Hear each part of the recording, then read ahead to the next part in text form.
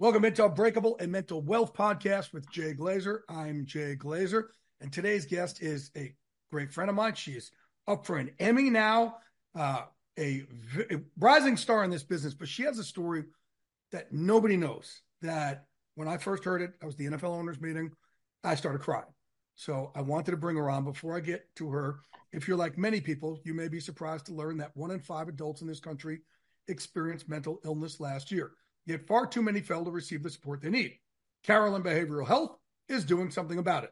They understand that behavioral health is a key part of whole health, delivering compassionate care that treats physical, mental, emotional, and social needs in tandem. Carolyn Behavioral Health, raising the quality of life through empathy and action. All right, welcome into Unbreakable, a Mental Wealth Podcast with Jay Glazer. I'm Jay Glazer, and I wanted to bring this guest on. I consider her a friend. I am so proud of the work she's doing it the right way. But like I said, there was a story she has that nobody knew. And I knew half of it, not the rest of it. And when her teammate, Andrew Whitworth, who was my longtime training partner, told me this at the NFL owners meeting, I started crying in front of Whit. And he's like, you got to get her on the podcast. With this, it's Kaylee Hartung, who is the sideline reporter for Prime Video's inaugural Thursday Night Football crew with, Al Michaels and Kirk Herbstreit. She did the NFL draft. She was part of NBC sports playoff coverage. And like I said, nominated for an Emmy. How cool is that? Kaylee Hartung, how you doing? I think that's the first time I've been introduced with that honor in front of my name, which is absolutely wild. Very cool. Much appreciated. And, gosh, you guys on Fox, Jay, you guys clean up every year. But I think for us being, new to the game, so to speak, with Amazon and how hard our crews work, none of us do any of these jobs alone, right? So I think the coolest thing for me is just knowing how grateful I am and how lucky I am to get to work with the people I do who support me and put me in a position to try to tell a great story. No, this should be your Emmy speech. Ready? If you win the Emmy, this should be your speech. Hey, there's a lot of people I like to thank. Actually, no, there's not. I did this shit myself. And they drop the mic and just walk off. There you go. Just walk off. Yes. Hey, everybody likes short and sweet. There you go. Exactly. They only let me talk for like 22 seconds during a game anyway. So if there is a world in which I win, which I don't think there is, that speech will be 22 seconds to the number. And Fred Godelli will be very proud of me if that's the case. By the way, you said we clean up. We did in the first, this is my 21st year at Fox. Last year's the first Emmy I won. Because when Fox started, I think they won every year. Then it was almost like, all right, enough with Fox already. Let's just move on to everybody else. And they never came back. Now, mind you, in all these years, I've never won an Emmy, but I was with our team inducted into the Television Hall of Fame. So something's off there. As the only sports show ever inducted in the Television Hall of Fame. But that's so cool. Yeah. You're a Hall of Famer, Jay. Yes, in my book and everyone else's. I love it. And we're getting the award. We're in Vegas. And there's two things, and both have been a Howie Long. I turn to Howie. I'm holding this trophy in my hand. And there's two things I said to him. One, I said, dude, this is true. And for an Emmy and this, it's the first two things I've ever won without having to get the shit beat out of me to win them. I've only won things for fighting. I've never, I've had broken noses now and ruptured discs and all that. I've never won anything in my life without getting the hell beat out of me. We got to keep that pretty face intact. This is what happens when that pretty face gets kept intact of yours, Jay. You win awards. Look at that. But the other thing I said, I'm holding this trophy up. I got my little rosy stapler up here. I'm holding this trophy up, and I looked at Howie and I go, hey, man, I know we're supposed to act like we've been there before, but fuck that. I haven't. This shit is cool. Oh man, yeah, I love that. I want you to enjoy it. When you win it, I want you to enjoy it. But even just being up for it, it's such a blessing that, again, and we're going to get this now. This is a great transition. Little Kaylee, right? The little girl in you could turn around and tell her, like, man, you're going to one day, you're going to grow up and you're going to be up for an Emmy. I don't even know how 10-year-old me would react to that. I think it sounds cliche to say, but just being nominated among the people who I'm nominated with, like, I've already won. That is so incredible just to be thought of in that category. And yeah. Anything But else? you do a great job. And I Thank texted you you. during a game last year, right? I love when you text me during games. I love it so much. I like that real-time feedback.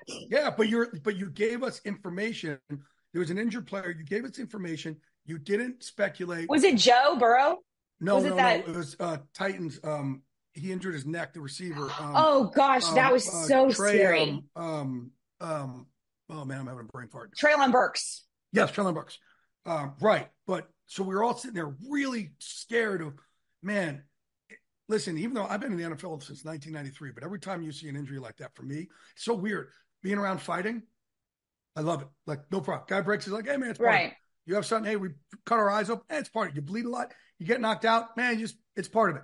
Football, it fucks me up. It really freaks me out when I see guys get injuries. Mm-hmm. And that situation with Traylon, when he went down, he was so close to the sideline. Right. I was able to get really close. Think about it. When Damar Hamlin went down, right, he was in the middle of the field. So, players were able to protect him, and thank goodness ESPN handled that as well as they did. But in the situation of Traylon, I was able to get so close, and there is no feeling like that as a reporter when you're that close to everything you need to observe, because I can tell you what I can see and what I can hear. That's the best kind of reporting I can give you. But,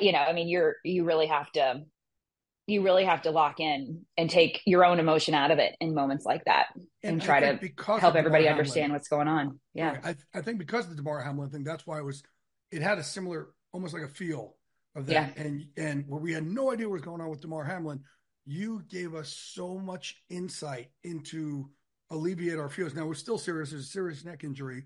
And that was the other thing, because it didn't seem like a neck injury. You're like, oh, I've never seen that before. How somebody go down and get injured like that. I thought it was knocked out. But for you to be able to, I was just a viewer. I wasn't an insider. And you were able to give me a very educated and informed, basically, I would say diagnosis. That's not the right word, but a picture of what's really going on. So you were able to alleviate a lot of our immediate concerns by like journalistically, you just dove in and you gave us everything you knew. And I texted you right on the spot. I'm like, that was so perfect of the job of a sideline reporter. Thank you. Thank you so much, Jay. And I remember getting that text from you, and it meant the world, because all of my senses are so heightened in that moment. And a lot of times you have a moment like that in a broadcast, and then you walk off the field and you're like, how did that go? I blacked out for a second, right? And then to get that reassuring text from you, I was like, that made me feel like I did my job well. So thank you. Well, you got a lot of people who root for you in this business. Me, obviously, one of them.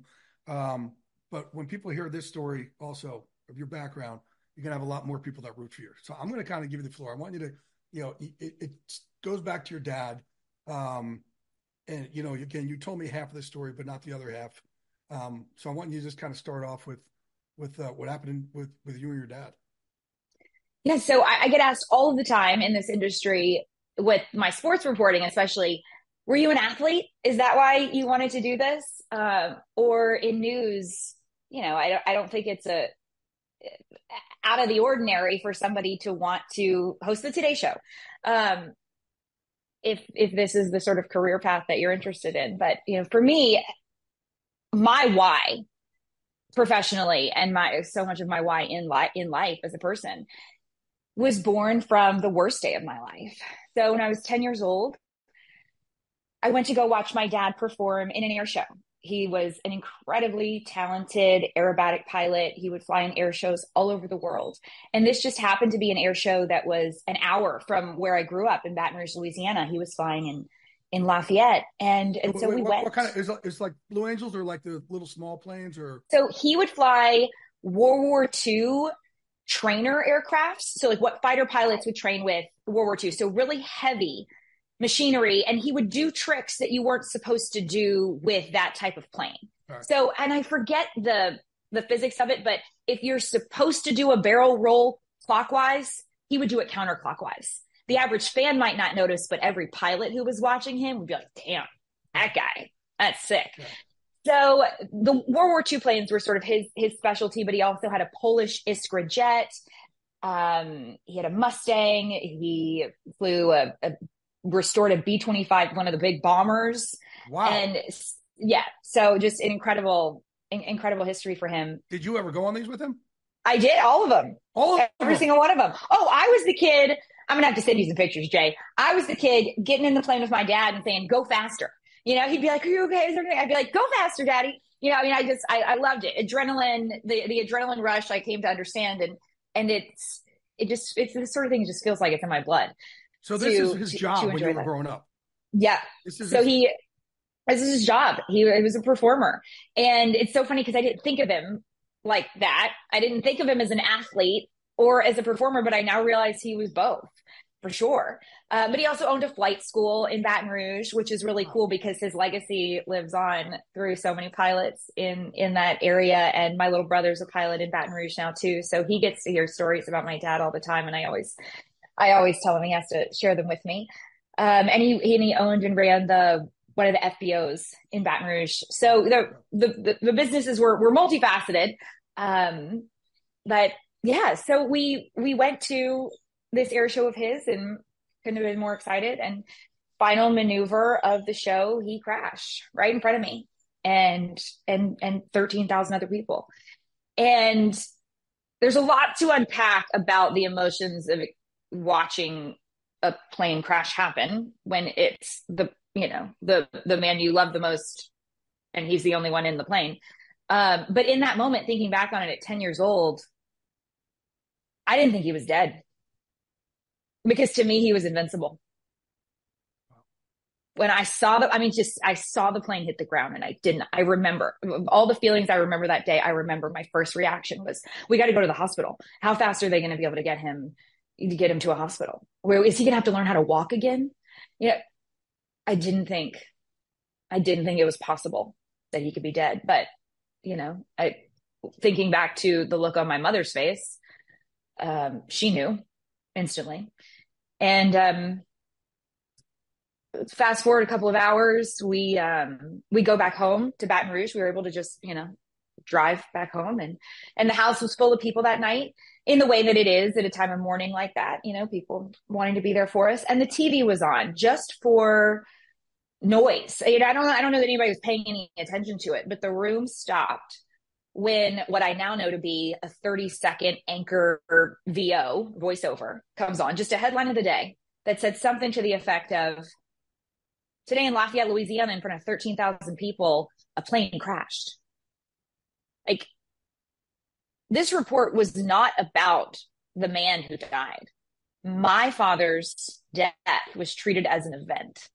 And watching this at 10 years old, I didn't understand why that's the way the story was told, or why his life wasn't honored, all of the incredible things he accomplished. I mean, and this is a guy who lived the American dream. He was born in Indonesia, raised in the Netherlands, came to the States with nothing, and truly lived the American dream. And none of that was mentioned. And so in that moment, my thought was, I don't want anybody to feel this way when their life, the most personal moments of their life, are talked about on TV. I don't want anybody to feel the way I feel right now. So I want to tell other people's stories. And the Today Show was what we watched every morning. That's how I was used to consuming news in any way, shape, or form at 10 years old. And so the dream became very quickly at 10 years old to want to host the Today Show one day. And you recently achieved that dream. I filled in, let's not get too far ahead of ourselves, but I filled in hosting the third hour of the Today Show last month. And it was literally a dream come true. I hope a lot of people get to say that a dream that they had as a child comes true. It's wild when it happens. It's absolutely wild when it happens. And I felt so lucky for the opportunity. And I had to kind of step back and soak it in and think about it and appreciate the journey. I mean, I'd do anything. I'd give up anything to have another day with my dad. But he's been with me Yeah. every step of the way. Yeah. We just rent these bodies, but the souls live on forever, so he's always there with you. You could always talk to him. He must have been beaming when you were, hosting there for today's show. You must have felt it. I did. I absolutely felt it. And the funny thing of it all was that when I called my mom, when they asked me to fill in, of course, first call I'm going to make. And she immediately said, "Oh, I can't wait to come to New York. This is going to be so fun. We're going to have such a great time." And I was like, "Mom, you're not invited. This is not take your mom to work day. I am a serious professional. I am co-hosting the Today Show for the first time. Like, no, another time, Mom. Let me get through this." I was nervous and all the things, right? Let me get through this. Let me focus on this. And then we'll, another time. Let me tell you, 3 days before I was scheduled to go to New York for this, I texted my stepdad and I said, "What's Mom doing this week? Is she busy? Because I'm kind of thinking I'd really, really like to have her in New York with me." And he said, "Call her right now. She'll be over the moon and she'll be on the next plane out." And so I called, and yeah, you better believe she was there just like that. And I can't imagine if I'd done it without her there. It was, she knew the dream. I mean, she knew. I vocalized it at 10 years old. And when I was the summer before my senior year of high school, she took me to New York and we went to the Today Show Plaza and we just crossed our fingers we would get to meet Katie Couric, and we took a photo with Katie. And it was just, my mom did these little things and big things really along the way to, I thanked her. I was so emotional with her afterwards because I was like, I never really thought about it this way, but I was like, thank you for always helping me believe that my dreams could come true. Right. Not for having that sort of unrealistic parental confidence in your child, you know what I mean? But she just afforded me opportunities and that didn't make me feel like it was out of reach. And I didn't realize it as she was doing it. And then to have her there, and she came on the set and the camera panned over to her. And all of a sudden I see the stage manager hand my mother a microphone. And Al Roker starts asking my mom questions. And I was like, guys, I'm going to lose it. We don't need tears at the start of this broadcast. Can we keep it moving? But then my mom was the star of the show and it was the coolest thing ever. And I just love that we got to share in that moment together because she's, So you're saying the Today Show that you watched, but this is what you watched with your dad? It was just always on. It was just on every morning as we were getting ready for school. And my dad loved cooking breakfast, and I can remember him, flipping pancakes, and the Today Show's on. it was just a part of, I think that's what's special about morning shows in general, right? And it's why I feel such a privilege when I'm on it, because it's such an intimate time of the day for families. If you have this cast in your living room, or your kitchen, or wherever it is. And so the Today Show was a part of my childhood. And it really touches me when I meet people who watch the show and who know me from it. And I just get to think about the part of their life I get to be, Well, you said there's a lot to unpack from the crash stuff, and I want to hit that. But before I do, got to ask you this basic question. How did you keep it together on the Today Show? I don't know. Adrenaline is a very real thing. And did you get close to losing? But here's the thing. I have been, when I tell you, before our very first Thursday night game kicked off on Prime Video in Kansas City in 2023, I don't know if I've ever been so nervous before to go on TV. I was so, I did my first report right before kickoff. And send it back to Al, which I'm sending it back to Al Michaels. What is this life? This is the coolest thing ever. It was the best, yes. And I am shaking. I handed my microphone to our utility guy, Shane, who's always on the field with me to make sure, if anything goes wrong, he's going to problem solve. But I hand the microphone back to Shane and I couldn't stop shaking. I was so nervous. And the crazy thing about the Today Show, from the very first day I walked on that set as a correspondent and got to be up there with Savannah and Hoda, to this opportunity to co-host a whole hour of it, I have never felt more at ease. I've never felt more comfortable or at peace. I've never felt fewer nerves in a way that I think nerves are a good thing in a lot of cases. In Kansas City, I think the nerves were a good thing because it was just so much excitement and you've got all the screaming crazy people at Arrowhead and it's awesome. And I feed off of that. Right? Yes. Like I love being in the middle of chaos. That for me is fun. You feed off that energy in a very cool way. But when you're in a studio, it's such a different you know the difference. You know, you've done both. It's such a different feeling. And you're kind of like looking for your cues of, well, where's my energy level? Where do I need to be? And how do I match the other people in the room and all of that? But with the Today Show, I think because when they offered me the opportunity to fill in, I said to myself, yeah, I'm a big preparation breeds confidence kind of person. And for this, I was like, I've been preparing my whole life. Yeah, right. And so the confidence was there. The confidence was there in a way that I couldn't have manufactured and just felt like really. Your dad was with you? Oh yeah. Absolutely. That's the confidence absolutely. Right yeah. Right? Yeah. Yeah. So now, let's go back to, again, as a 10-year-old girl, you see your dad go down in a plane crash. And you said before that it was on the news. How did you realize that? Because you said, well, I thought he was just going to the hospital. How did you realize that he had died?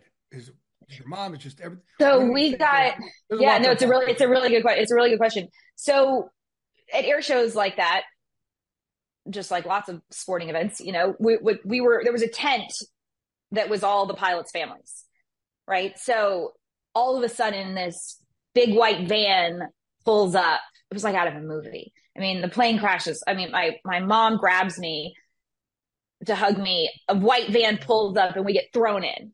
And like, I don't know where I think we're going to the hospital. And we get taken to, and then ambulances are rushing, fire trucks are rushing to the plane.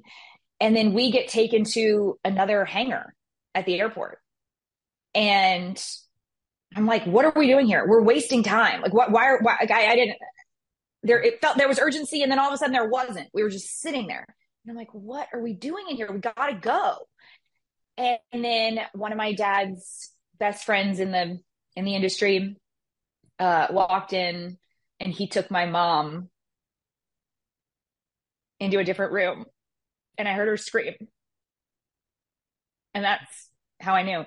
And if somebody themselves told me that he was dead, I don't remember, because that was how I found out. And we didn't stay there much longer, or maybe we did. I have no idea. And then we got in a car and somebody drove us back to Baton Rouge. And that I think in any moment of trauma, any significant moment in life, right? There are some details that you remember like they were yesterday, so specifically. And then there are blocks of time where you're like, what happened? I have no recollection. Yeah. So that's how I found out. How how did you unpack it first as a little kid moving forward after that? So I have a younger brother, 4 years older than him. And I was so worried about everyone else. I was so worried about my mom. I mean, my mom was 35 and widowed with 2 kids. Wow. And I was always my father's child. You know, I was always the oldest in all of the stereotypical characteristics. I wanted to get straight A's to make him proud. I wanted to do everything right to make him proud. And not because he put that pressure on me, but because I just, to more of his DNA in me. But looking back on it, that time and how I managed it, I didn't give my mom enough credit. I now believe she is the strongest woman I know. But at the time, she is. You've never met my mom. Oh, you've got to meet my mom, Jay. You are going to love my mom. Next time she's in LA, Good. We're all hanging out for sure. Everybody loves my mom. But I really do. I think she's the strongest woman I know. But at the time I couldn't see that. I was just so worried about her and worried that she was going to break. And the thing is, she never did. But I couldn't see that at the time. So you had to be So for you had to me, become an adult right there. I grew up fast. Yeah, exactly. I think I felt like I grew up fast, but I already was a kid who prided myself on being mature. So it was just more of that. It was just more of, I tried to make my mom's life easier. I wanted to do everything right so that she didn't have to discipline me, so that I wouldn't put any more stress on her. Wow. And That's a lot of stress for a 10-year-old kid to. Oh, for sure. Well, not just a 10-year-old, but, also as a 14-year-old and a 16-year-old. And, it was my entire, there was one time I got in some trouble in 8th grade for drinking wine coolers. And I've never felt so awful in my life because my mom had to discipline me. And I felt like I let her down in a way that was more punishment than, being grounded for months. Yeah. But the other side of that is that, things I unpack with my therapist, I put up armor. I suited up. I was just about to ask you that. Yeah. Oh, I suited up and I learned to compartmentalize. I learned to compartmentalize in a way that I will say in my job in news can be helpful. Mm-hmm. It's the great in chaos. Yes. At a mass shooting or a natural disaster, when I am meeting people on the worst day of their life and they are trusting me with their story, I have to put my own emotions aside. Just like we were talking about with the Traylon Burke situation. I'm over there looking at him scared to death. And you gotta put that away. You got to do the job. You got to focus on the facts and the information. And in those moments with those families, I would like to think my empathy is one of my greatest qualities as a reporter. So the compartmentalization, I think, has done me some good and has absolutely been to my detriment, more so in my personal life. Yeah. I was going to ask you that is, how have you found relationships as far as, you're your most beloved person and 10 years old and he's gone in a very visible and tragic way. Have you run into, I guess, fear that everybody would leave you? I don't have fear that everybody would leave me so much as I,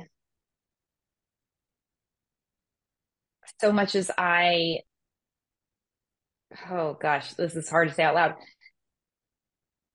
I never imagined I'd be 38 and single and not have kids.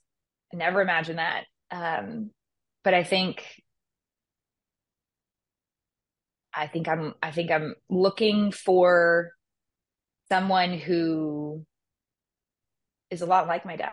Yeah. And that's a really hard act to follow.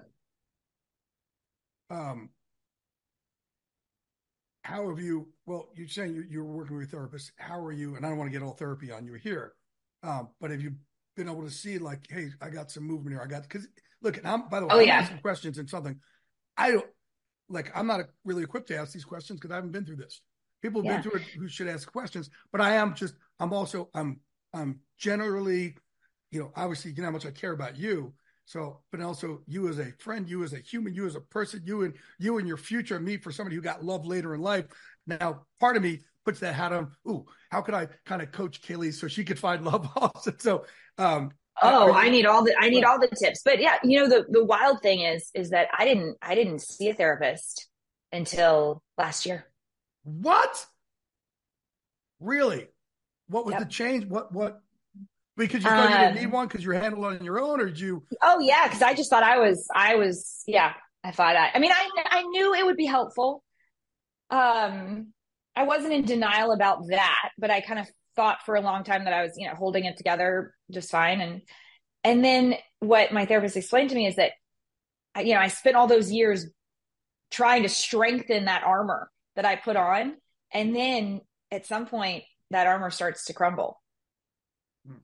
And that was, I think, the point that I hit that led me to seeking help, was realizing, being very confused why I felt more emotional than I was used to feeling about a lot of things. Why my reactions to things that would happen in my personal life were really just really getting to me in a deep way. And I'm like, gosh, I'm usually stronger than this. Because for me, it was always about strength. For me, it was always about, I've got to be strong for my mom and my brother. And that's how I get through it all. And then when I'm like, gosh, what's wrong with me? And then the therapist is like, no, Nothing's wrong with you. Yeah. This is actually progress. This is what's right with you. Yes. Yeah. Yeah. But, I loved a post that I saw you share about you and Rosie being preemptive about going to therapy together before getting married, before problems arise that are then get even more difficult to deal with. But, I think that I have been someone in relationships, and I've learned the hard way, how important communication is. And I think now at this stage of my life, I'm going to have to demand strong communication in a relationship. So share with me, please, what you guys learned and what was most helpful in that. No, but here's the thing. I want you to go back also. So what the worst thing that happened in your life, I would like for you to shift it from this happened to me to that formed all these superpowers. Oh, it did. It did. It's undeniable. And it's a really hard thing to come to terms with, though, right? There was a fantastic conversation between Anderson Cooper and Stephen Colbert a couple years ago. And it ended up leading to Anderson doing an entire podcast on grief. But, both of them lost their dads at 10 years old. And they were the first people I heard. This was also what helped lead me to recognize I needed to go to therapy in listening to their conversation. But, this idea that the worst day can lead to some of these, like you say, superpowers. Yes. And it's just a really hard thing because who would I be? I've questioned it 1,000 times. Who would I be if my dad were still on this planet, if I'd had all these years with him? And I would like to think I would be a better person, just a better person. Why would you like to think that you're a better person? You're a phenomenal person. This is like, Jay, you would have loved him. Jay, you would have loved him. And I love him by hearing him. I love him by hearing about him, but I love him more for the person that you've become. So that's the ultimate gift. Like he left you with this to become the person you are now. And think all these things, these tools you have because of that. I don't think you would have been this successful. Like it's our adversity is the biggest gift. Like what would my why have been? I have no idea. Annie, here's the thing about when you face adversity and survived it, overcome it, and it's made you stronger. I recognized years ago in relationships that I need to be with someone who has experienced some adversity in life, right? And who has become stronger as a result of it. Now, I think it's a very generalized statement, but I think we all need, By the way, I don't know if that's the case, because I think you just need to be with someone who understands your adversity and who's empathetic to it and can help raise you up. But it doesn't mean they always have to have gone. But I need to know, here's the thing, to your point of, am I afraid that somebody would leave me after experiencing that loss? It's more like I'm afraid that somebody wouldn't be able to handle tough stuff. No, I think, well, you're right. That's the type of person you're looking for. But here's what I've learned now by talking so openly about my mental health. It lifts other people up when they get to help you with that stuff. So like, I'll give you my story. What I really realized is, I've been best friends with Strahan since 93. And it wasn't until 2 years ago where we're supposed to go out. And I call it, when I have my bad breakdowns, I call it the beast getting out of the box. And I am not fucking good to be around. And it's really painful. And I get scared for me and other people. And in the past, I went out no matter what. I would take Vicodin and drink and just do anything to just put on, become the glaze in front of people and hide the pain. And that wasn't great, because then I'd go out and get in more trouble. And maybe Vicodin and alcohol in a situation where the beast is out of the box is not good for other people at all. And it's amazing that everyone stood by me through these times. But it's been, he's scary. And it's the first time I said to Michael, hey man, I can't go out tonight. Beast got out of the box. And he said, oh man, it wasn't it wasn't like, oh, come on, Jay, just suck it up. It was like, oh, do you want to talk about it? And I said, no. And I said, beast got out of the box, man. I got one of these attacks, man. This anxiety and depression hit. I'm feeling it in my joints. It's not a good night for me. And he said, you want to talk about it? And I said, no. He said, you want me to come over? I said, no. I said, we'll talk about it. Just not tonight. I said, I just want to kind of go to bed and slip this one off. And he said, well, why have you never told me? And I said, I don't know. With you, I felt ashamed. And a lot of times we're like, we don't want to be a burden on somebody else. And he said, no, you took away my ability to be your best friend for 30 years by not telling me. And that's how I realized, man, I've got to, like, people want to be there for us. We're not a burden. Yeah. And same for you. Like, the people, no one's going to say, oh, how can I handle her? Your right guys are going to want to help you and walk this walk with you. And there's so many of them out there. And that's what I've learned. As I've come and opened up, man, people just check on me now. They hit me up when people are going through stuff. They're like, I never would have been able to call someone about this. Now I'm calling you. Man, and some of the biggest people you got to imagine calling me saying, man, I'm in a bad place today. Man, I'm so glad you and I have this relationship now. And it's made my relationships a lot deeper. So I think because you've gone through this, whoever is lucky enough to be with you, your relationship will be a lot deeper if you open up and just put all your cards on the table. We want to be able to walk this walk with someone else. It's a beautiful thing. You and Rosie are already walking together, but you're about to make the walk. That's what I want. That's what we want. But that's what you asked me with the thing. Like, so for all my issues, again, I turn them into superpowers. Like my depression, I'm like, man, it took me 11 years to get my first full-time job. I was making $9,500 a year. I got rejected for 11 straight years, full-time jobs. My depression told me I was worthless. So I felt, yeah, of course I'm rejected. I would have quit if I had more self-worth. Along the way, I would have been like, hey, I can't deal with all this rejection. But because I felt worthy of getting rejected, I kept at it. And I was the last dude standing. Eventually, somebody had to give me a job eventually. So the depression was the superpower. The anxiety you and I are talking about were great in chaos. So when those things happen, shoot, everything slows down for us. And being great in chaos when you're on TV or when you're in a cage or on a football field, it's a superpower. For my ADHD, it allows me to do 6 things where, in the past, oh, you have learning disability. No, well, okay, but I just don't learn the way you teach. But thank God I have it because I can do 6 things at once. The same with you. It's your superpower. But even the story, I think, send your soul equity to a different level where anybody's going to recognize that if you allow them to. Thank you, Jay. I really appreciate that. Well, and, and the thing is that in wanting to do justice to the worst days in people's lives and honor and honor the people involved in whatever the event may be. I spent 2 years at CNN only showing up on the worst days of people's lives: mass shootings and natural disasters, death, despair, and destruction. And that was a really important learning experience for me.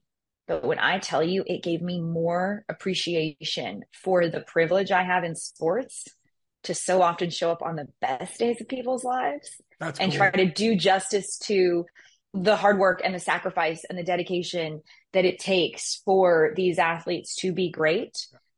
People keep asking me, oh, news or sports, where do you see yourself? I'm like, you guys are missing the point. I want to do it all. I want to work across the spectrum because I feel lucky that I feel like I have honed a skill set to be able to show up on the best and the worst days. And I want to work across that spectrum. I want to real quick, because here's the ADD kicking up. I want to go back to something you said also with Rosie and I know you got like 5 minutes left, so we'll wrap it up soon. But you just started therapy. Rosie and I were together in the past, and we split up because I kind of couldn't handle all my shit, my break. And like, listen, when the roommates in my head get in a bad place, it could be an extended period. And we broke up. I had to go do the work. And I think, I went to like Thailand for 35 days to go through this mind, body, spirit journey. I had to go do this work and find out why am I like that? What is it? And when I had done the work and was able to make peace with the little kid little 10-year-old Jay. If you already have 10-year-old Kaylee, obviously had a huge traumatic experience.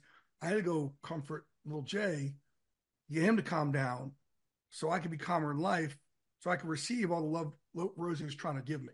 And the point of this is again, that was only 2 years ago. So you started 2 years ago. Mine was 2 years ago. And, I'm 54. And now, like, it's never too late to find love. And I'm a lot older than you. So, I got 15 years on you, 16 years on you. So you got plenty of time. But now, your life begins now that you're starting to do this work. That's what led to Rosie and I getting back together. And we talked about it a lot. And even that, I was then able to voice to her, when I have these issues, this is what I need. And now when I have my breakdown, she goes, hey, and I talked about the abandonment thing. She's like, I'm not going anywhere. No one's ever done that for me. I'm not going anywhere. And then the shame we feel when we kind of have those little breakdowns, she knows now how I feel. So she's like, oh, in 5 minutes, she's like, hey, let's go to the park. Let's go here. Let's go there. So I don't feel ashamed. Where I would have in the past, when you feel ashamed, then I start acting like more of an asshole.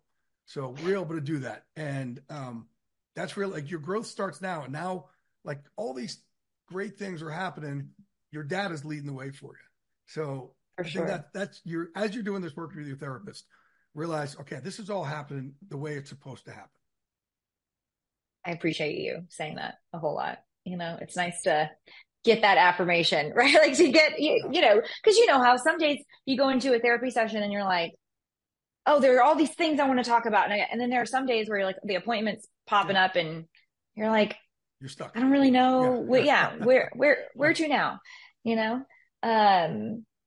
But the same thing as a physical training session. Sometimes you go to the gym, you just don't feel like being there. Sometimes you go in, you have an all-world session. They're just, therapists are our coaches. That's how I look at them. I take away that stigma.